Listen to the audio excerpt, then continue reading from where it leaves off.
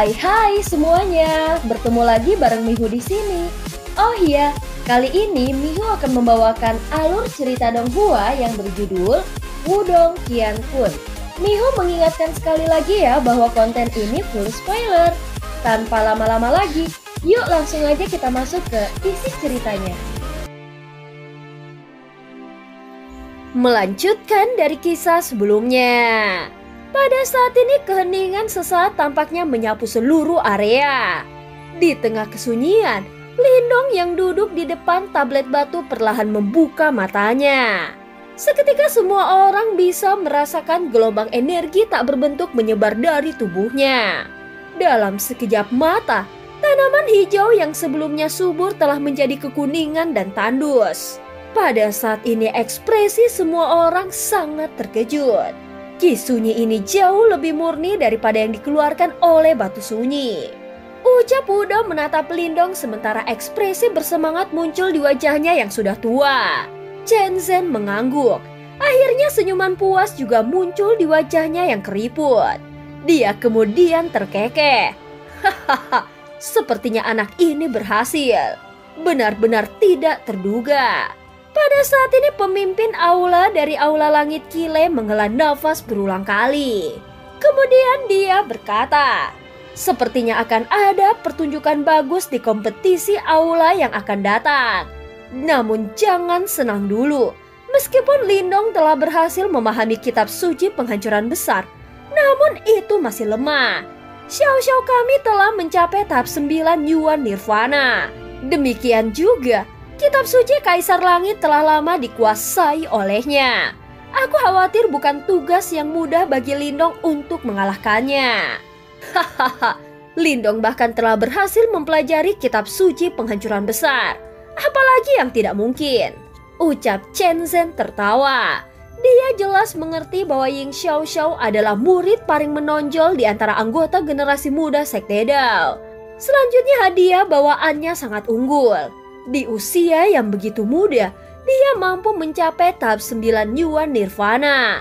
Apalagi Sekte Dao jika dia ditempatkan di antara generasi muda di seluruh wilayah Suan Timur, dia pasti akan berada di puncak.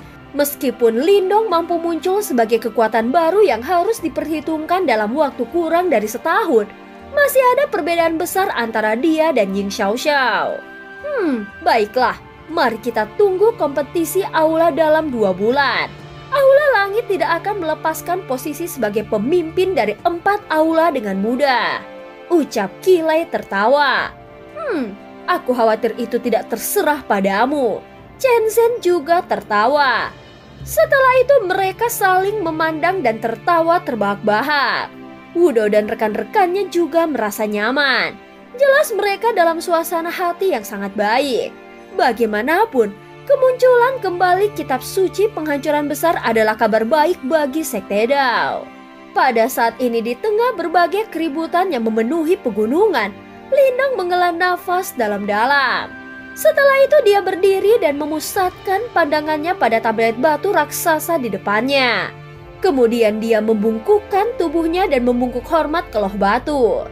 Anak muda ini akan melakukan yang terbaik untuk memenuhi permintaan yang lebih tua. Ucap Lindong dengan suara yang dalam. Dia tahu bahwa dia tidak bisa menolak permintaan ini. Bahkan jika bukan karena tablet batu telah memberinya kitab suci penghancuran besar, dia masih harus membantu Sekte Dao untuk melenyapkan entitas tidak dikenal itu. Jika tidak, begitu entitas yang tidak dikenal melarikan diri, maka seluruh Sekte Dao akan dihancurkan. Lebih jauh lagi, jika gambar kuno yang dia lihat itu nyata, entitas ini akan menjadi bencana akhir dunia yang tidak dapat dihindari oleh siapapun. Meskipun Sekte Dao sangat kuat, Lindong tahu bahwa entitas tak dikenal ini yang sebelumnya mengalahkan kekuatan gabungan dari semua praktisi di negeri ini jauh lebih kuat dan mengerikan. Sebelumnya setelah meninggalkan rumahnya, Lindong telah melalui banyak hal, namun tidak banyak yang bisa membuatnya memiliki pemikiran seperti itu. Sekarang dia akhirnya memiliki rumah lain. Untuk dilindungi. Tablet batu sunyi tampaknya telah mendengar kata-kata Lindong saat tubuhnya sedikit bergetar. Setelah itu retakan kecil muncul di tablet batu dan dua bola cahaya kecil melesat keluar dan melayang di depan Lindong. Mereka tampak seperti dua manik-manik batu kekuningan yang bulat sempurna. Meskipun kedua objek ini tidak menarik perhatian, Lindong bisa merasakan gelombang energi yang agak menakutkan dari mereka. Ini adalah manik kehancuran. Di saat-saat yang sulit, mereka mungkin bisa membantumu. Hanya ini yang bisa aku lakukan untuk membantumu. Apakah kau dapat menemukan simbol leluhur lainnya? Akan bergantung sepenuhnya pada dirimu sendiri. Aku harap kita bisa bertemu lagi. Pada saat ini suara kuno dari tablet batu terdengar di benak Lindong. Setelah menyelesaikan kalimatnya, meja batu besar itu tiba-tiba bergetar hebat saat tanah mulai bergetar juga. Sebuah celah mulai memanjang keluar dari bawah loh batu. Di bawah banyak tatapan, tablet batu raksasa itu perlahan-lahan tenggelam ke dalam celah. Akhirnya itu menghilang ke tanah sekali lagi. Lindong menyaksikan celah penutup dan mengangguk dengan ringan. Dengan membalik telapak tangannya, dia menyimpan dua manik kehancuran. Kedua artefak ini mengandung kekuatan yang luar biasa. Tetapi dia tidak akan menggunakannya kecuali dalam keadaan darurat. Setelah tablet batu benar-benar menghilang ke dalam celah, Lindong akhirnya berbalik. Pada saat ini daerah terdekat dipenuhi dengan lautan manusia yang luas, banyak tatapan kuat berkumpul padanya. Meskipun para penonton telah menebak apa yang terjadi, mereka masih menginginkan jawaban yang mutlak. Sebuah jawaban yang sepadan dengan 2 bulan penantian yang melelahkan di tempat ini. Setelah menghadapi skenario seperti itu, bahkan dengan temperamen Lindong rambutnya tidak bisa tidak berdiri. Para penonton tampak seperti serigala ganas yang tidak sabar untuk mencabik-cabiknya. Hei, apakah kau berhasil? Katakan sesuatu setidaknya. Sementara Lindong merasa tidak berdaya, daerah terdekat dari langit, Ying Huan-Huan terbang ke depan dengan kedua tangannya di pinggang rampingnya. Suara rendah dan menyenangkan terdengar jelas di langit. Kakak perempuan Huan-Huan benar. Katakan sesuatu. Setelah Ying Huan-Huan menyelesaikan kalimatnya, lautan penonton yang sebelumnya sunyi menjadi gempar. Semua orang mulai bertanya. Pada saat ini Lindong dengan jelas melihat efek berkumpulnya Ying Huan-Huan pada murid-murid yang lebih muda dari Sekte Dao.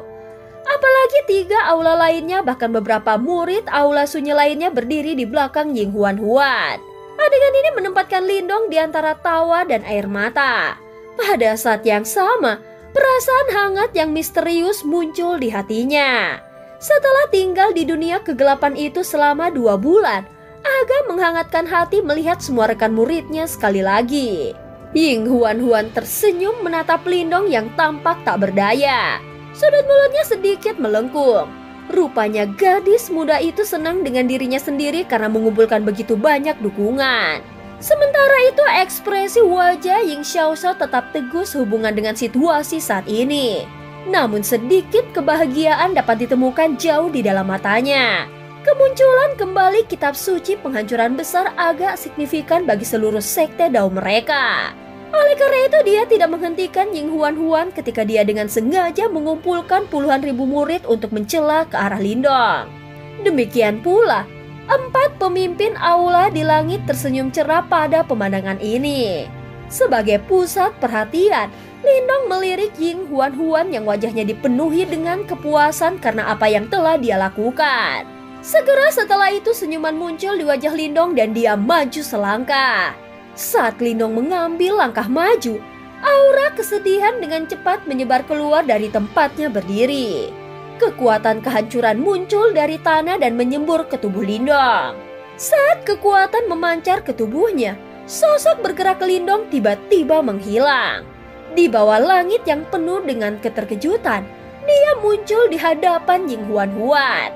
Dengan kecepatan kilat, dia mencoba menepuk dahi Ying Huan-Huan. Kecepatan tindakan Lindong tampaknya 2 kali lebih cepat dari sebelumnya.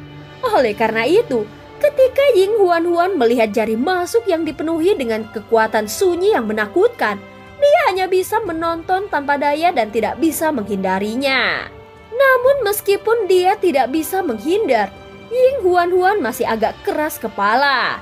Sambil menggigit bibirnya tanpa berteriak minta tolong, mata besarnya yang cerah dan indah menatap lurus ke arah Lindong.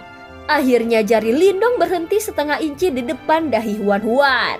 Setelah melihat ini, alis Ying Huan menunjukkan tanda terangkat. Namun sebelum alisnya membentuk ekspresi senang, jari Lindong menekuk dan menjentikan dahinya dengan kejam. Apakah aku berhasil atau tidak? Aku tidak perlu menjelaskan lebih jauh, bukan? Ucap Lindong terkekeh sambil menatap Ying Huan.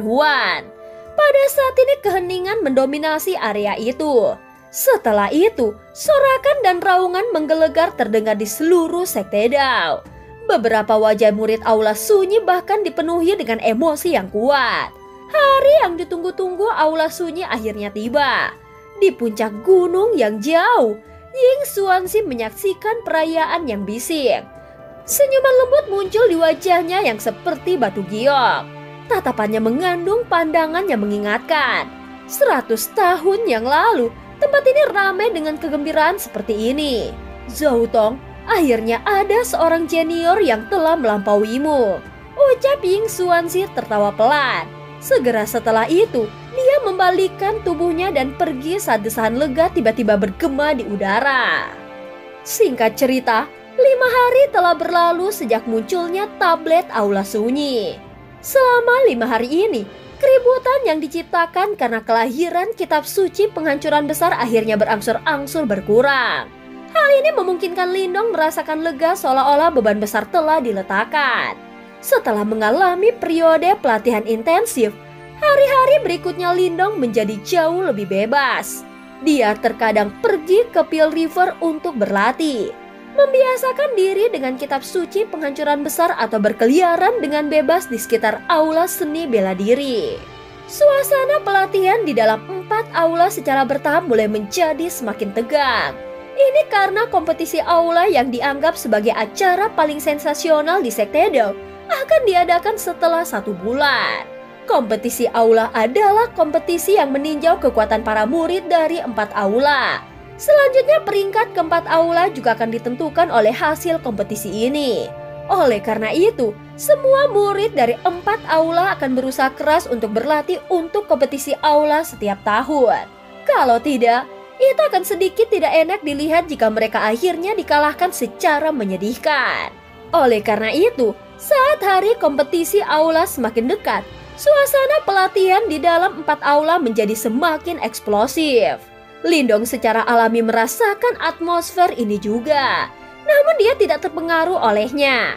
Kekuatannya telah berkembang cukup pesat selama periode waktu ini.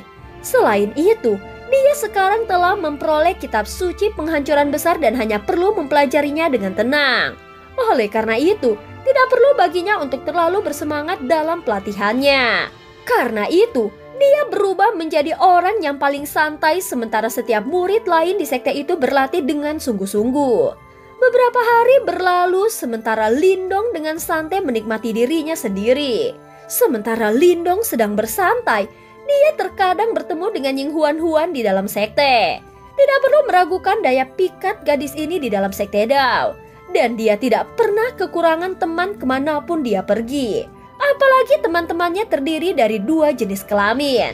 Keaktifan dan tawa yang indah dari wanita muda itu tampak seolah-olah menular, menyebabkan semua orang tanpa sadar memperlambat langkah mereka. Namun setiap kali Lindong muncul, wanita muda ini yang menjadi pusat perhatian akan memutar matanya yang besar dan licik. Setelah itu dia akan melarikan diri dengan kecepatan seperti kelinci. Cara itu dengan jelas menunjukkan bahwa dia bersembunyi darinya. Hal ini menyebabkan Lindong menjadi sedikit tercengang. Dia merenung sejenak sebelum dia mengingat taruhan yang dia buat dengannya ketika dia pertama kali bergabung dengan sekte Dao. Segera dia tertawa tanpa sadar. Apakah gadis itu takut dia akan memberinya tugas yang sulit? Lindong hanya tersenyum menanggapi hal ini. Taruhannya saat itu hanyalah sesuatu yang dia sebutkan secara acak. Jika dia tidak sengaja memikirkannya, kemungkinan Lindong akan melupakan masalah itu.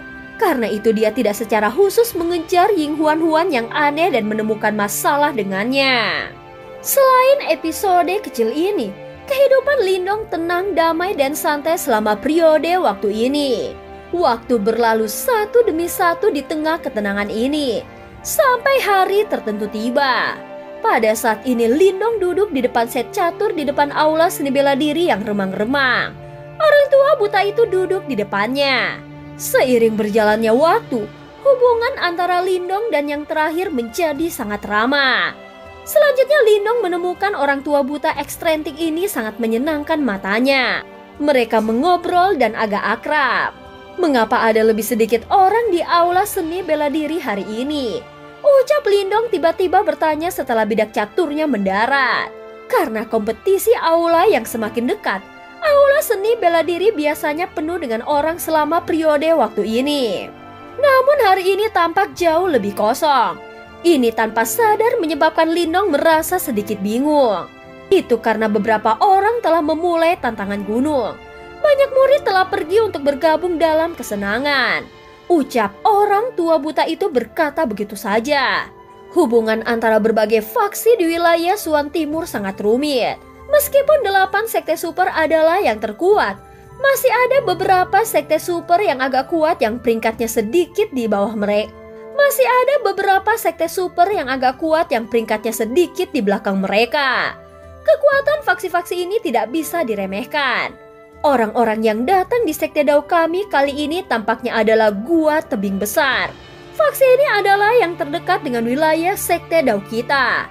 Pada saat yang sama, itu juga merupakan salah satu sekte super terkuat di wilayah ini. Apalagi faksi ini suka bertarung. Meskipun tidak berani menyinggung sekte Dao kami, beberapa tetua kadang-kadang akan membawa beberapa murid luar biasa ke sekte Dao kami untuk tantangan dari Beberapa tetua kadang-kadang akan membawa beberapa murid luar biasa ke sekte Dao kami untuk tantangan gunung. Ejekan melintas di wajah lelaki tua buta itu ketika dia berbicara tentang hal ini. Jika mereka menang, mereka akan menggunakannya sebagai gimmick dan mengatakan sesuatu tentang murid-murid mereka yang mengalahkan sekte Dao kita. Gua Tebing Besar telah datang setiap tahun selama 3 tahun terakhir. Namun mereka kalah setiap tahun. Karenanya, mereka tidak merepotkan untuk dihadapi dan tidak perlu khawatir. Lindong menganggukkan kepalanya saat mendengar ini. Dia mengabaikan masalah itu saat bidak catur di tangannya mendarat sekali lagi. Setengah hari berlalu sedemikian rupa untuk keduanya. Pertandingan catur juga sudah memasuki fase akhirnya. Namun alis Lindong terangkat saat dia bersiap untuk mengakhiri permainan. Dia mengangkat kepalanya dan melihat ke kejauhan. Suara angin yang terburu-buru sedang ditransmisikan dari tempat itu. Sesaat kemudian, sesosok mendarat mengungkapkan dirinya sebagai Moling, namun ekspresinya tampak sedikit muram. Ada apa? Ucap Lindong bertanya sambil tersenyum. Dia juga terkejut dengan ekspresi Moling. Lindong, apakah kau tahu apa yang terjadi di aula depan? Ketika Moling melihat Lindong di sini, dia juga jelas menghela nafas lega dan bertanya, "Para penantang gunung dari Gua Tebing Besar itu kan?" Ucap Lindong berpikir sejenak sebelum menjawab. "Ya, ini hanya pertarungan antara para murid. Kakak senior Xiao Xiao, kakak senior Qingye dan Muli ada di sekitar. Tidak bisakah mereka menangani murid-murid dari Gua Tebing Besar?" Ucap Lindong mengerutkan keningnya dan bertanya. Kakak senior Xiao Xiao dan yang lainnya telah menutup diri untuk berlatih setengah bulan yang lalu. Ucap Moling memutar matanya. Dia jelas tidak berdaya menghadapi Lindong yang kurang informasi ini. Orang-orang itu kemungkinan sengaja memilih untuk datang saat ini. Selain itu, beberapa orang bermasalah dari Gua Tebing Besar telah muncul kali ini dan sangat kuat. Di antara murid langsung senior dari 4 aula kami yang lebih kuat juga telah menutup diri karena pelatihan. Kami telah bertahan selama 3 putaran sebelumnya dan sekte Dao kami telah kehilangan 2 putaran. Nada suara murid Tebing Besar sangat arogan dan mereka telah membuat marah banyak murid. Beberapa tidak dapat mengendalikan diri dan telah kembali untuk menemukan para senior itu dalam retret. Ekspresi Moling agak jelek ketika dia berbicara sampai saat ini. Bagaimanapun, tantangan Gunung Gua Tebing Besar biasanya berakhir dengan kekalahan total di masa lalu. Bagaimana mereka bisa mengalahkan sekte Dao mereka? Terlebih lagi, Sikap arogan yang ditunjukkan orang-orang ini setelah kemenangan mereka menyebabkan seseorang merasa sangat marah. Saat ini adalah sparring putaran keempat. Kakak perempuan kecil Huan sedang bertarung. Dari kelihatannya, dia mampu menahan lawan untuk sementara waktu. Namun gua tebing besar masih memiliki satu karakter merepotkan yang belum bertarung. Jika kami tidak dapat menemukanmu hari ini, kemungkinan kakak perempuan kecil Huan harus bertarung 2 kali. Bagaimanapun, dia adalah yang terkuat di antara para murid yang saat ini tidak mundur. Lindong perlahan mengerutkan kening saat mendengar kata-kata ini. Dia sedikit memahami karakter Ying Huan. Meskipun gadis ini biasanya bertingkah sedikit aneh dan sepertinya tidak dapat diandalkan, dia akan berubah menjadi orang yang sama sekali berbeda jika menyangkut Sekte Dao. Terakhir kali, dia bahkan rela tinggal sendirian dan menghentikan kelompok Yaoling demi benih kuno Yuan abadi. Bahkan lebih sedikit yang perlu dikatakan untuk masalah pertarungan 2 kali berturut-turut ini. Memang agak berlebihan untuk membiarkan seorang gadis bertarung 2 kali. Di mana para murid Sekte Dao akan menyembunyikan wajah mereka jika berita ini menyebar. Wakil kepala Aula Wudao telah memintaku untuk menemukanmu dan pergi untuk mengendalikan situasi. Kalau tidak, itu tidak akan terlihat bagus jika kita kalah dari gua tebing besar. Lindong mengerutkan keningnya dengan erat. Segera dia menggelengkan kepalanya tanpa daya.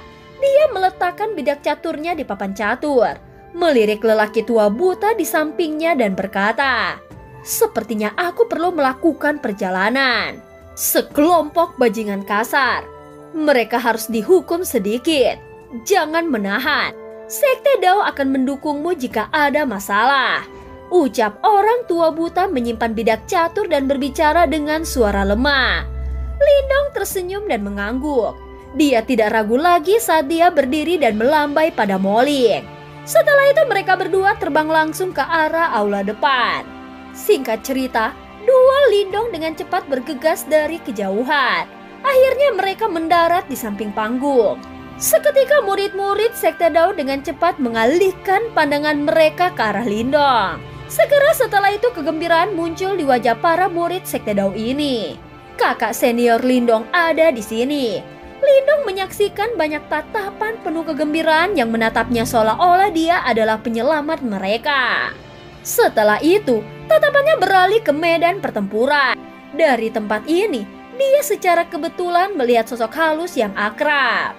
Pada saat ini sitar hijau zamrud sekali lagi muncul di depannya. Sepertinya lawan yang ditemui Ying Huan kali ini cukup kuat. Mata Lindong menyipit saat memikirkan hal ini. Setelah itu, dia melihat ke arah lawan di seberang Ying Huan. Dan cerita pun berakhir. Terima kasih udah dengerin Mihu dari awal sampai akhir ya. Jangan lupa untuk like dan subscribe. Sampai jumpa.